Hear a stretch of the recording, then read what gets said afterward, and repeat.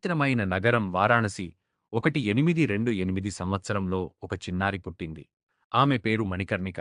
ఆ చిన్నారి ఒకరోజు బ్రిటిష్ సామ్రాజ్యాన్ని కంపింపజేస్తుందని ఎవరూ ఊహించలేదు. చిన్న వయసులోనే ఆమె తన తల్లిని కోల్పోయింది. కాని భయంతో పెరగలేదు, ఆమె బలంతో పెరిగింది. ఆమె తండ్రి పీష్వా బాజీరావ్ ఐ ఆస్థానంలో పనిచేసేవాడు. అక్కడే చిన్న మను తన కాలంలో అమ్మాయిలకు అసాధారణమైన విషయాలు నేర్చుకుంది. ఆమె గుర్రపు స్వారీ నేర్చుకుంది. ఆమె విల్లు బాణం వదిలే విద్య నేర్చుకుంది. ఆమె ఖడ్గయుద్ధం నేర్చుకుంది. ఇతర పిల్లలు బొమ్మతో ఆడుకుంటుంటే మను యోధురాలిగా తయారవుతోంది. కేవలం 14 ఏళ్ల వయసులో ఆమె మహారాజా గంగాధర్ రావుతో వివాహం చేసుకుంది. ఆయన ఝాన్సీ రాజు. ఆమె రాణి లక్ష్మీబాయిగా మారింది. ఝాన్సీ రాణిగా నిలిచింది. కొంతకాలం జీవితం ప్రశాంతంగా అనిపించింది. కాని విధి వేరేలా నిర్ణయించింది. ఆమెకు పుట్టిన బిడ్డ కొద్ది రోజులకే మరణించాడు. అరమనం నిశ్శబ్దమైంది. తర్వాత వారు ఒక బిడ్డను దత్తత తీసుకున్నారు, దామోదర్రావు. కాని ఆ బాలుడు పెద్దవాడయ్యేలోపే మరొక విషాదం. రాజు మరణించాడు. ఇప్పుడు ప్రపంచంలోనే అతి శక్తివంతమైన సామ్రాజ్యానికి ఎదురు నిలిచింది ఒక యువ విధవ. British East India Company Lord Dalhousie నాయకత్వంలో ఒక క్రూరమైన విధానాన్ని ప్రవేశపెట్టింది. డాక్ట్రిన్ ఆఫ్ ల్యాప్స్, దత్తపుత్రులకు రాజ్యాధికారం ఉండదని ప్రకటించారు.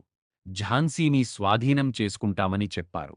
బ్రిటిష్ ఆమెను లొంగిపోవాలని ఆదేశించారు. కాని రాణి దృఢంగా నిలిచింది. ఆమె చెప్పింది, నేను నా ఝాన్సీని ఇవ్వను. మే అప్ని ఝాన్సీ నహీ దూంగి. ఆ మాటలు కోపం కాదు, అవి అగ్ని. 1857 సంవత్సరం వచ్చింది. భారతదేశం తిరుగుబాటుతో ఎగిసిపడింది. ఝాన్సీ రాణి రాజభవనంలో దాక్కోలేదు. ఆమె కవచం ధరించింది. ఆమె గుర్రం ఎక్కింది. ఆమె తన సైన్యాన్ని మునుండి నడిపించింది.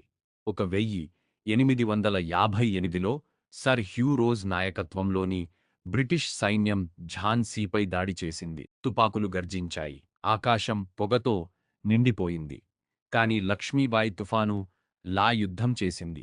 కొన్ని వారాలు ఆమె కోటను కాపాడింది. చివరకు కోట గోడలు కూలిపోయాయి. కాని ఇదే పురాణం మొదలయ్యే క్షణం. ఒక చీకటి రాత్రిలో తన చిన్న కుమారుడిని వెనుకకు కట్టుకుని గుర్రం ఎక్కి ఝాన్సీ కోట గోడలపై నుంచి దుకింది. ఆమె తప్పించుకుంది. ఓడిపోయిన ఆణిగా కాదు, మరొక యుద్ధానికి సిద్ధమైన యోధురాలిగా. ఆమె తంటియా టోపతో కలిసి గ్వాలియర్ను స్వాధీనం చేసుకుంది. బ్రిటిష్ మళ్లీ దాడి చేశారు. 1858 జూన్ 18న కోతాకి సెరాయి యుద్ధభూమిలో రాణి లక్ష్మీబాయి తన చివరి యుద్ధాన్ని పోరాడింది. గాయపడింది, రక్తస్రావం అయ్యింది, కాని భయపడలేదు. ఆమె వేడుకోలేదు. ఆమె వెనక్కి తగ్గలేదు. సైనికురాలిగా మరణించింది. ఆమె వయసు కేవలం 29 సంవత్సరాలు. బ్రిటిష్ ఆమె కథ అక్కడితో ముగిసిందని అనుకున్నారు. కాని వారు తప్పుపడ్డారు. ఆమె ధైర్యానికి ప్రతీకగా మారింది. ఆమె స్వాతంత్ర్యానికి చిహ్నంగా మారింది. ఆమె ప్రతిఘటనకు సంకేతంగా నిలిచింది. కవయిత్రి సుభద్రా కుమారి చౌహాన్ తన ప్రసిద్ధ పంక్తుల్లో ఆమెను అమరత్వం కల్పించింది. ఖూబ్ లడీ మర్దానీ, వో తో ఝాన్సీ వాలి రాణి థీ. ఈ రోజు కూడా ఆమె విగ్రహం ఖడ్గం ఎత్తి పిల్లను వెనుకకు కట్టుకుని నిలుస్తుంది. భారతదేశానికి గుర్తు చేస్తూ, ధైర్యానికి లింగం ఉండదు, స్వేచ్ఛకు త్యాగం అవసరం. ఆమె కేవలం రాణి కాదు, ఆమె ఒక విప్లవం. ఆమె రాణి లక్ష్మీబాయి.